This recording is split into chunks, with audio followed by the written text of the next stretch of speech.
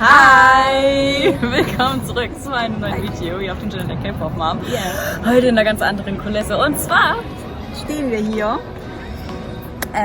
vor dem Stadion und wir gehen jetzt gleich zu dem K-Pop Flex Festival. Yay.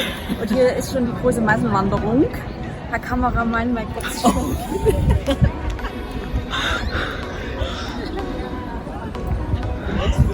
Hier hat mir gerade eine gewunken. Oh, okay. So, ja. So, Und, ja, also wir melden uns dann nochmal, wenn wir dann unmittelbar davor sind und wir werden viel filmen, damit wir euch das mal rüberbringen können. Ne? Genau. Was heute hier abgeht. Wir sind mega aufgeregt. Auf was freust du dich am meisten? Enhypen und die Idol Mamamoo. Ja, eigentlich ich auch und auf Kai natürlich. So, Kai wird heute mein Betthupfer. So. Okay, also wir sehen uns dann drinnen. Bis dahin. Okay, bis dahin. Ciao.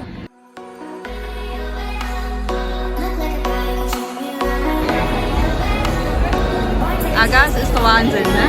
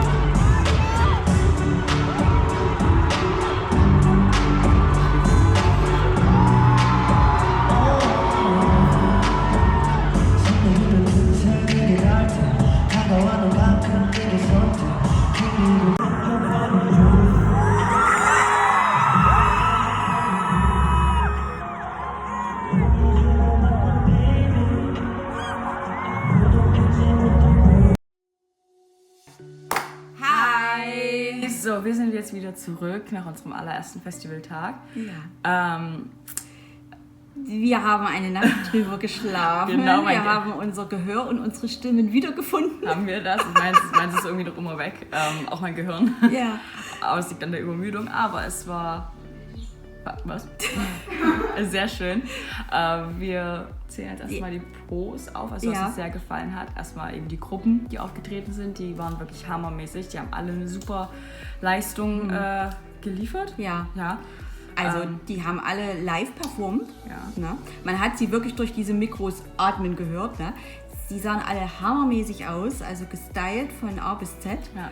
Und also gerade auch die Frischlinge, Enhypen, mein Gott, die waren so nervös und die haben so performt, als wenn sie so alte Hasen schon wären. Ne? Und Ivy, ja, also ich kriege jetzt schon wieder Gänsehaut, wenn ich bloß dran denke. Ja. Und alle anderen waren auch super. Also NCT Dream haben dort die Bühne gerockt. Dreamcatcher ist heute. Entschuldigung, Mamamoo, G-Idol. Mamamoo, oh mein Gott, Hawasa sah so Solar. mega und Solar, also alle sahen mega aus. Ja, und mein Kai war dann noch der krönende Abschluss. AV6 war auch mit dabei. Ja, und die waren so auch so putzig, ne? Ja, Wahnsinnsstimmen. Also das war echt super. Auch die Atmosphäre dort, das war hammermäßig. So was habe ich auch noch nicht erlebt. Ja.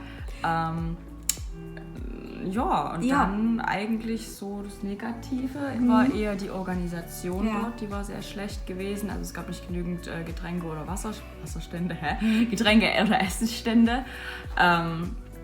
Teilweise haben sich die Massen dort angestellt von sämtlichen Seiten, haben damit den ganzen Weg blockiert. Ja, man konnte dadurch halt auch, denke ich, weniger von dem Gelände erkunden, ne? Weil die meisten wegen Essen und Trinken anstanden. Ja. Ne? Und das war halt ein bisschen schade. Und dann auch die Beschilderung, wo man schlecht, eigentlich rein musste in dieses Riesenstadion, war grottig, sehr schlecht.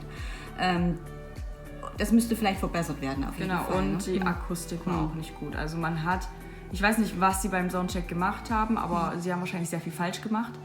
Denn oftmals hat man einfach nur Bass und das Dröhnen von der Musik gehört, aber nicht die Künstler singen gehört. Das war sehr, sehr traurig. Man muss ja auch sagen, in diesem Stadion, da waren also über 50.000. Ja, ich glaube 44.000 44.000 Fans und die haben ja alle, diese Jugend hat ja noch Energie und die haben ja gebrüllt und geschrien und also es hat mich fasziniert, weil das habe ich Jahre nicht erlebt, aber dadurch hat man halt auch schlecht die Musik dann gehört, ne? Ja. Das ging alles aber unter. Das war jetzt nicht, weil die Fans gejubelt haben, das war einfach, weil der Sound schlecht eingestellt wurde.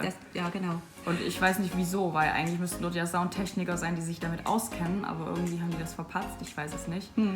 Aber im Großen und Ganzen war es sehr gut. Ja. Wie gesagt, an der Organisation können sie noch feiern, das habe ich vergessen zu sagen. Das Festival sollte ja 5 Stunden gehen. Alle sind davon ausgegangen, 5 Stunden die K-Pop-Idols und Gruppen. War es nicht. Sie hatten 2 Stunden vorher eine Pre-Show gehabt und dann nur 3 Stunden die Gruppen und jede Gruppe nur so 15 bis 20 Minuten. Was nicht in Ordnung war, sowas hätte man vorher sagen sollen, weil viele haben sich halt wirklich Tickets gekauft, um ihre Gruppen zu sehen und nicht um eine Pre-Show, die ehrlich gesagt sehr schön war. Ich fand es wirklich klasse. Bis auf die Modenschau, die war ein bisschen zu lang. Die war sehr schön, aber zu lang. Also das sollte man vielleicht dann nächstes Jahr ändern. Ja, oder zumindest auch ankündigen. Ne? Dass man halt damit auch man sich weiß, darauf vorbereiten kann. Weil nächstes Jahr findet es ja wieder statt. Ja. Genau, ja. 2 Tage lang. Also wenn ihr Lust habt. Genau, also ich kann mir vorstellen, dass sie die Kritik sich zu Herzen nehmen und vielleicht auch ändern werden. Es wurde viel auf Twitter auch diskutiert darüber. Aber ja, nächstes Jahr findet es auch wieder statt. Frankfurt heißt euch herzlich willkommen. Ja. Und im Großen und Ganzen war es super. Und schaut euch, wenn ihr Lust habt, unseren kleinen Zusammenschnitt an. Ich hoffe, es gefällt euch. Wie gesagt, es war halt nicht ganz so optimal von der Filmerei und von der Akustik her. Aber wir hatten Spaß. Das ist die Hauptsache. Mega. Das war wirklich mega. Und was ich noch zum Abschluss sagen muss, alle K-Pop-Fans waren untereinander so nett und so freundlich. Also Hut ab, es war ja nur ganz viel Jugend und muss ich sagen, Chapeau. Ne? Das, was wir zumindest mitbekommen haben. Ja, so, in diesem Sinne. Ich wünsche euch noch einen schönen Tag. Ja, und wir sehen uns wieder zum nächsten Video. Ciao. Ciao. Stimme aus dem Hintergrund.